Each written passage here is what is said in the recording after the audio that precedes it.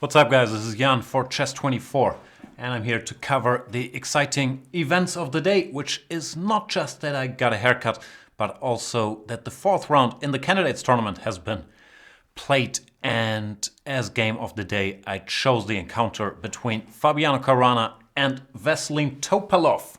Fabiano Caruana, the US-American, started with 3 draws, was under mild pressure in his 2 black games, put some pressure in his white game, but nothing spectacular, while Vasyl Topalov has not found into the tournament yet, lost 2 games to Levon Aronian and Vishy Anand on half a point out of 3, and he's facing an opponent he hasn't done well against in the past. We can see from the little scores there. Caruana 5 wins, only 1 loss with 5 draws against Topalov.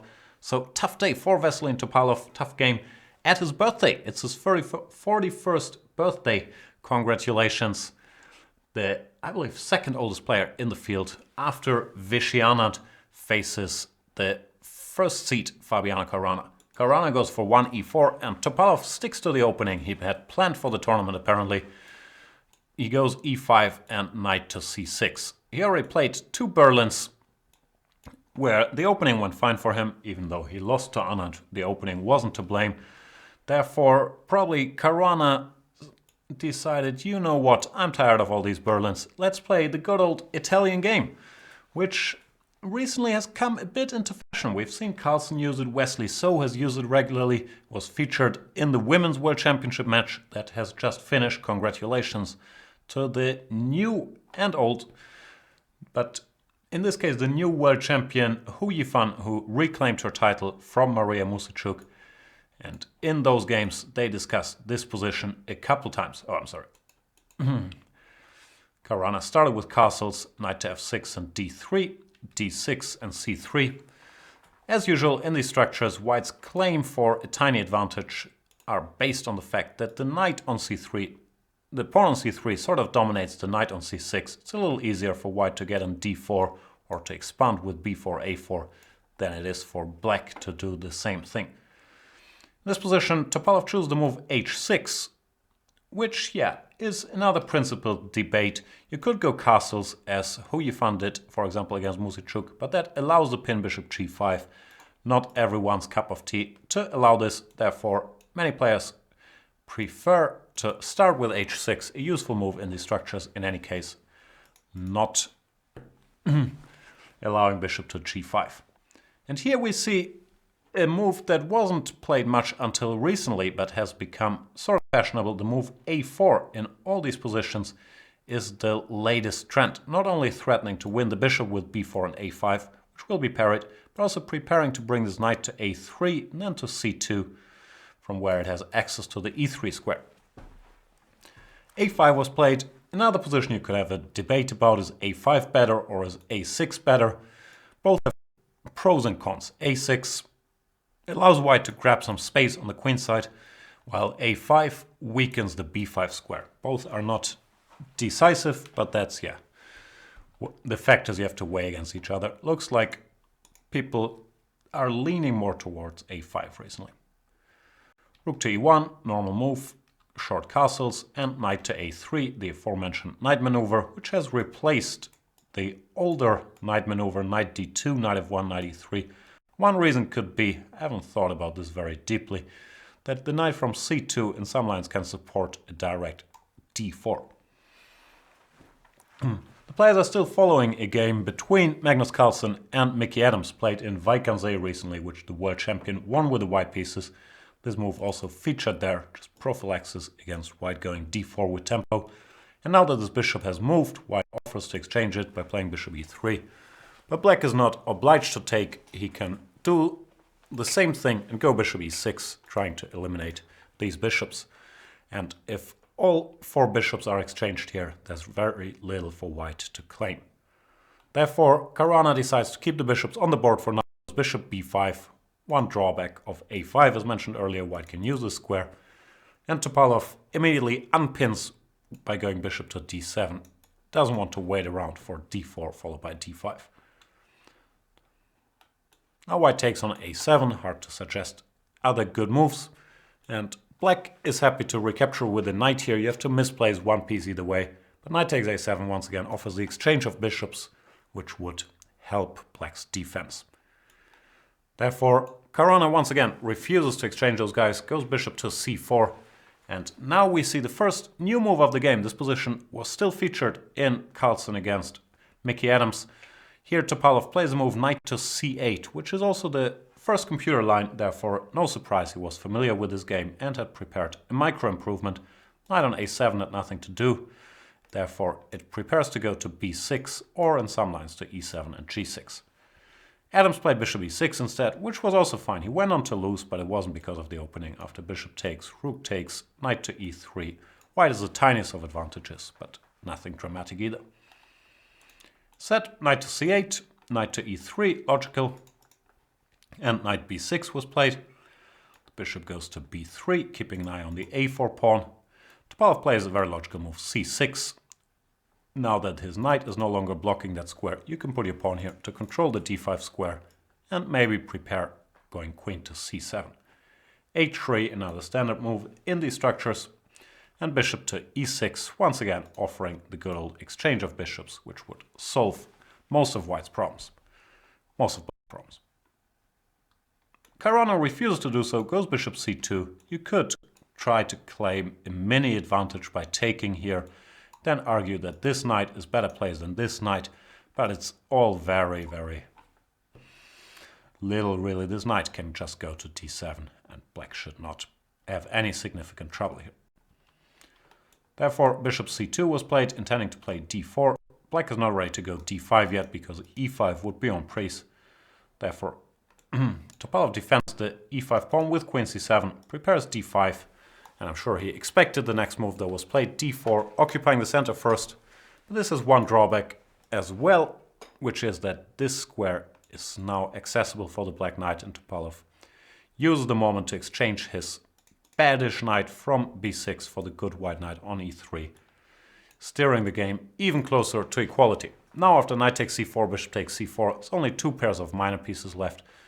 The black bishop is doing fine, the knight is doing fine, so I do not think that White has anything here. Topalov handled the opening very well and equalized.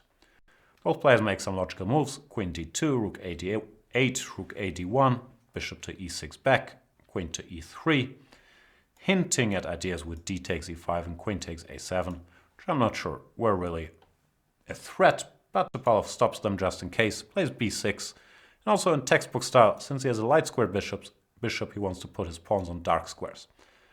Caruana goes knight d2, and Topalov follows through by playing c5. Not forced, you could also maintain the structure, play something like knight h5, knight f4, once again with a roughly equal position, but c5 is very logical. Threatening c takes d4, since his bishop is undefended, so the bishop moves away. White could also close the position immediately, but such a structure is normally considered to be just fine for black. You go bishop d7, and then you slowly prepare counterplay on the king side. We're gonna see more on this topic later in the game. Caruana goes bishop d3 first. Topalov plays a slightly artificial move now after perfectly logical play. So far he goes for rook to e7, uncoordinating his rooks. I guess the idea is that he wants to sometimes take on d4 with his e-pawn and then double on the e-file, putting some pressure on the e4 pawn and therewith lure Caruana into a reaction. There's plenty other moves. You could move this bishop away, attack the a-pawn, and then think about e takes d4, or even after b3, which looks logical, blow the center open with d5, which also seems to equalize. So rook e7, not a mistake, but it feels slightly fishy. Caruana now doesn't see anything better than going d5, closing the position. The bishop withdraws to d7. Maybe that's what Topalov wanted to provoke, and he was willing to have his rook slightly misplaced for a moment. Bishop d7 attacks his pawn. Caruana goes rook a1, which might look a little passive. b3 might be more natural, but the point is that in this structure, White, in order to achieve anything, has to open the queen side, and in order to do for getting that in, he has to play b4, therefore b3 would not really be helpful. Rook a1, Topalov now decides that he has to play on the king side, plays a very logical knight h5. The knight is headed towards f4, and also the way is cleared for the f-pawn. b4, opening the queen side. As mentioned, knight to f4. Black should not even dream about trying to take this pawn, because this is not the side you want open. After rook c1, whatever, queen b8, rook b1, all of a sudden white is seriously better with this target here. So don't touch any pawns there. Set knight f4. Oops, sorry. Knight f4, b takes a5, b takes a5, and at the very least Caruana has opened the b file for future play. He goes rook eb1, and Topalov plays another slow rook move. Plays rook to f8, preparing f5 obviously, but it has some drawbacks. First of all, it is slow, and secondly, you lose sight of this d6 pawn, which was indirectly at least defended by the rook from d8. There was a way to play more directly, play f5 immediately, which I'm sure Topalov rejected because of e takes f5, when he can't take on d5, since bishop c4 pins and wins. But after e takes f5, there's a clever little move, rook f7, closing this diagonal, so now you can go knight takes d5, and also preparing bishop takes f5, and looks like black is doing pretty much alright. Instead, rook f8 was played, bishop to b5, very logical.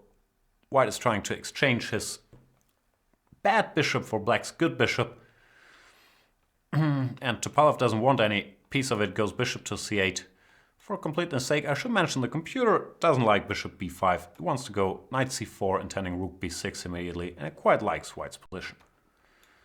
But bishop b5 was played, bishop c8, and now bishop back to f1. Typical defensive post for this bishop, covering g2 and preparing to go king h2 and g3 to kick this knight out of f4. Now the time has come for black to play f5. And yeah, to me at first sight it looks like black could even be better here. You really achieved everything you want in the structure. But the b file and the weakness of the d6 pawn do seem to compensate for the black activity. Caruana plays a move here I was quite impressed with, because I don't think I would have thought of it. He plays c3 to c4, which at first sight looks very ugly. You take this square away from your knight and you block your own bishop. But I believe he's right, and he's concluded that this knight is going to end up on e4 anyway, which is a fine square, and therefore it's more important to keep his pawn chain intact, use the c4 pawn to defend the d5 pawn. And he also opens a third rank for this rook to use, should he need it. c4, Topalov goes rook e f7, another slightly strange rook move. Well, this one is not strange, it's very natural, but the problem is these doubled rooks on the f file, they won't have that much to do, because yeah, in order to open the f file you have to go f takes e4, and then this knight from e4 does a very good job covering f2. So I'm not sure this was a priority here.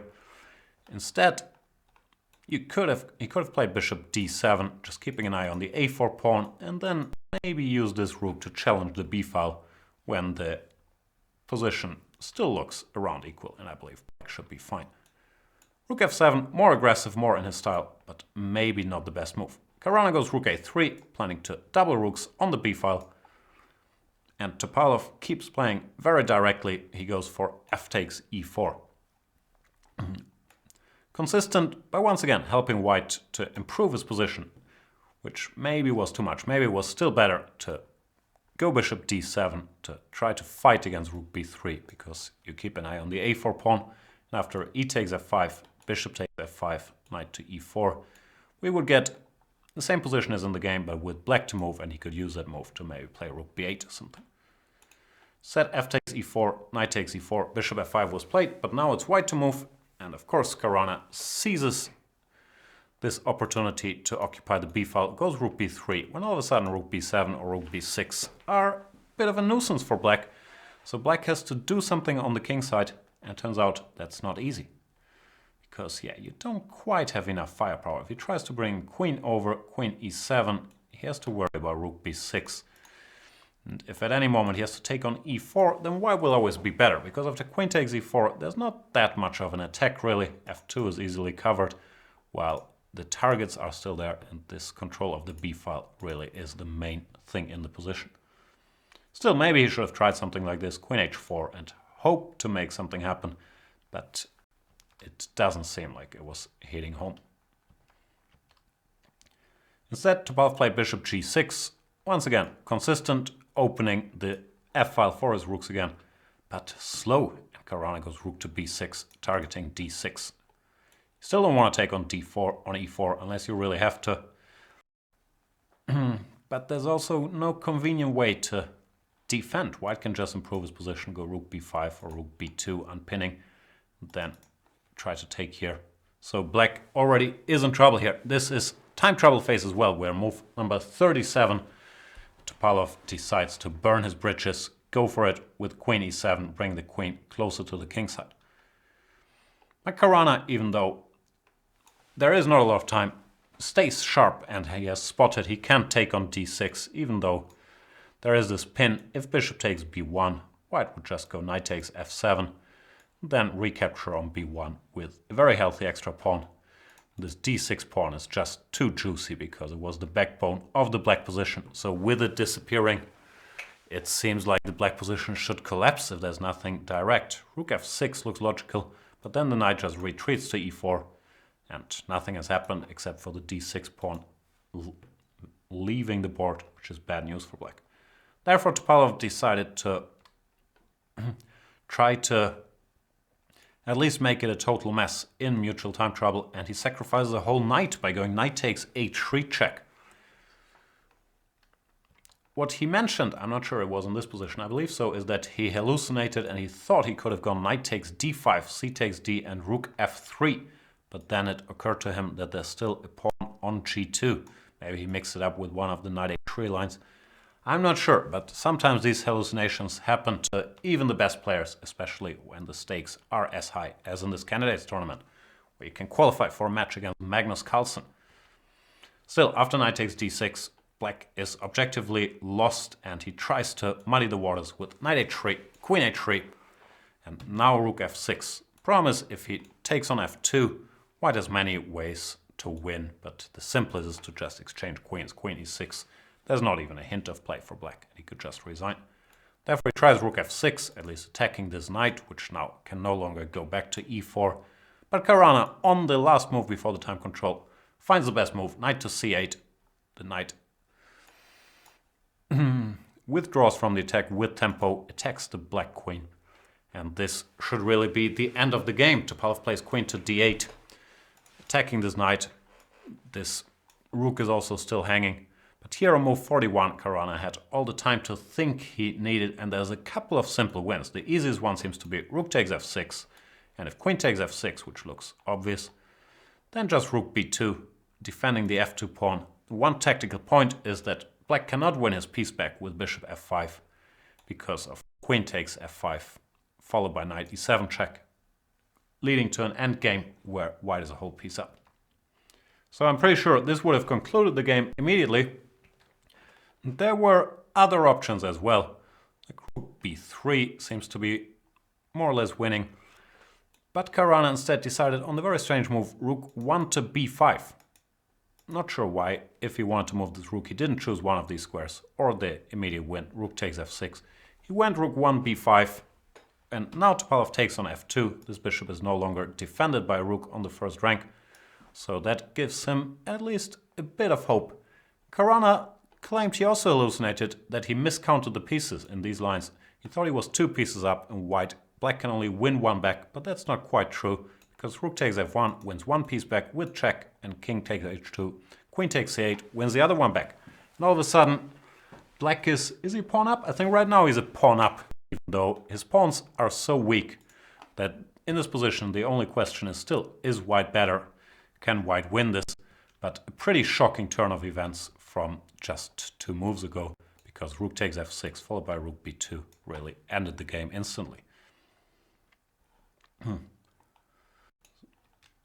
So let's go back to the position they got. King h2, queen takes c8. Here Caruana could have taken the pawn on h6. This would be much stronger had he played rook b3 instead of rook b5, because then there would also be the threat of rook h3 checkmating. In this position, matters are a little less clear, but white should still be significantly better because all the black pawns are so weak. However, probably after the mutual hallucinations earlier, Caruana didn't fancy playing a position where both kings are open. Instead, he decided to go for the rook endgame with queen takes c8, rook takes c8, Even this looks tempting. White has a protected pass pawn on d5. And after rook c6, black can't maintain his c-pawn. So this still looks good. But turns out black has some defensive resources here.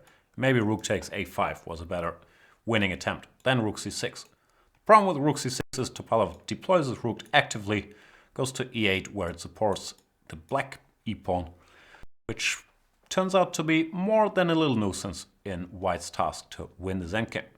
Caruana goes rook c takes c5, takes the pawn, and now he wants to push his own d-pawn and then use his rooks along the 5th rank wherever they need it. Topalov's play is easy. He pushes his pass pawn, goes e4, and Caruana does the same thing, goes d6, preparing rook to e5, and also threatening d7.